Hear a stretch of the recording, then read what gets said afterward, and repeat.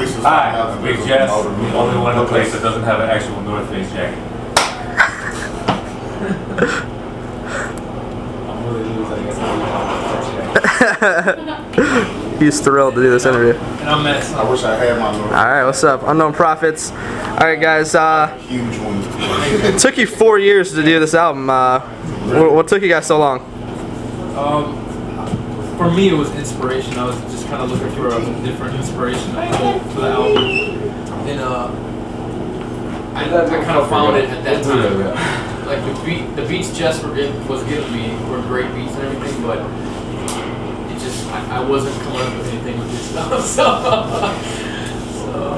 it was that, and it just like I don't know, just inspiration, I guess. A lot going on, so it was a perfect time for me. Jess was right. What was the question? Why did it take us so long? Yeah, 4 years. I honestly didn't think we were going to write another record after we did Road Less Travel. It was like, now what? So, I mean, we really didn't write anything for like 2.5 years. I did a solo album, and me and Jay-Z collaborated, that never came out. But actually, he stole my idea from New York. It was supposed to be Northeast. But I didn't know. I wasn't, like he was saying, if he wasn't inspired, he wasn't showing it. So I was just like, okay, so the studio's in my house, I can do what I want and put out a solo album. And then all of a sudden, it was like December last year, he sent me a song. Bleeds and Sweats. And with the drum programming that he did, and I'm listening to it like, I don't know, dude, you know what I mean? Because I'm like real traditional hip hop. I love it. I can listen to it all day. 16 bar verse, 8 bar hook, and keep it going. That's me all day long. And I'm like, that's not what I'm used to. I don't want to do it. I was like, no. So then I listened to it a little more. I had like a beer or two, and I'm like, you know what? I was like, I see what he's going for. I was like, all right, let's try to write this song. And then he just kept sending me song with the verse and the hook, and like basically all I had to do was fill my part. So it was kind of like a role reversal. I was like, all right, I see where he's going. So let's give it a shot. We got him to lose. You know what I mean? Except for Willie. Yeah, it feels good. It's gonna be it's cool because it opens new doors right away. Because it's not, if you have samples, you got doors closed right away. But when you make your own original music, it's like everything's open until they close on you. So I think that's fresh. I like that. Yeah, so you guys didn't use any samples in this album? I might have sampled the kick and snare here and there, but there's no full samples in there. All the melodies, everything that you hear, guitar, bass, everything, the synth parts, all that stuff has been played by either Jess or myself. Scratched by Willie. Scratched by Willie from scratch. Yeah. Cool. So what's up with the title and the knife?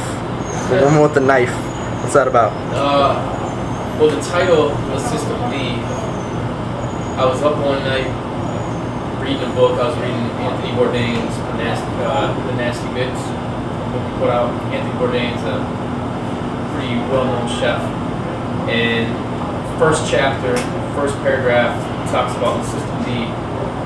Some chefs in his kitchen were talking about that, and what it is when you're in a chaotic situation and you're destined to fail, and it's like an impossible situation. You do whatever you can to muster up whatever energy you have, whatever shit you have around you at the time to make the impossible possible. It's basically what it is. And Peter Schulte, he's a critic here in Minneapolis, put it pretty good.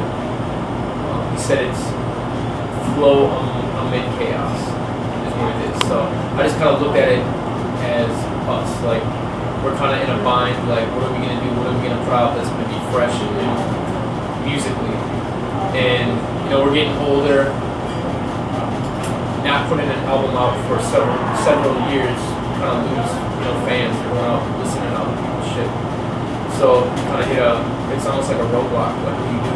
So we just kind of took everything that we had, all the materials we had at the time, which was Jess's music, Willie's music, and my guitar, and just came up with something. And I shot the title down too. Shot the title down. Willie shot the title down. I think my exact words were, "You leave fucking France." What the hell is that? Yeah, Willie. I think Willie said the same thing probably. Willie said, "Call it System D," but System D sounds like some whack, like rock or some shit to me. But I'm like, you know what? It's already territory we haven't mentioned, and I'm like, why not? You know what I mean? And the thing about it is I'll tell you, man, whatever the ideas that he had for this, I'm like all the way in my head, I'm like, you know, the cover and everything, like whatever. And then when it came to light, because it's hard to get his ideas to light most of the time, because I don't follow through. Like, doesn't follow I have through, but great ideas. your budget in your head is bigger than what we had. And we actually, man, the guy that he got to shoot the cover did it for lower than what he normally charges because he was only. And I think that's a testament to the album. I mean, we sold. Cut me off, man. Look it. And what I'm saying, what happened was, what I'm saying is all his ideas for this album, I shot him down. But now that it's complete and people haven't gotten a chance to listen to it, look at it. Like I said, it's opening new doors. We got like, we can play with like a rock band. We can play with hip hop. You know what I'm saying? We can. That's the cool part to me. It's not just like I said, just opening new doors for us. And the cover's amazing. The idea was a cool idea, but bringing it to light. Now that it's there, it's like, you know, and that like when you see that cover, you're like, what is it? It makes you want to open it up, look at it, see what's inside, and you see it's not inside. You're like, oh, yeah, I best y'all gave it. In the whole knife thing, the idea for the knife was just, I mean, everyone likes a beautiful woman, so you had to put a beautiful woman on the cover. You know what I mean? And then I wanted it to correlate with something in the food industry, like being that the title comes from the culinary world. So I thought, why not have some chick with a knife? When you look at it, you're not sure what's going on in the kitchen. You see a tear coming from her eye. You know, did she kill someone? Is she killing someone? You know, what did a man do to her? You know, kind of thing. What's she going through? Then you open it up and it's nothing like that. It's a positive. You know, it's like you look at it and it could be something totally negative. When you open that up, you find out that it's actually a positive. Cool. Go Vikes. You guys want to give a shout out to aboveGround magazine? Yeah, what up? Underground magazine. Above aboveGround magazine. I'm sorry. So good. Yo, aboveGround magazine. Willie Lou. Alright, cool. Willie, you say one word, man. I said no. Oh, he doesn't like hiding light, so that when we do shows, we can't have hiding light. But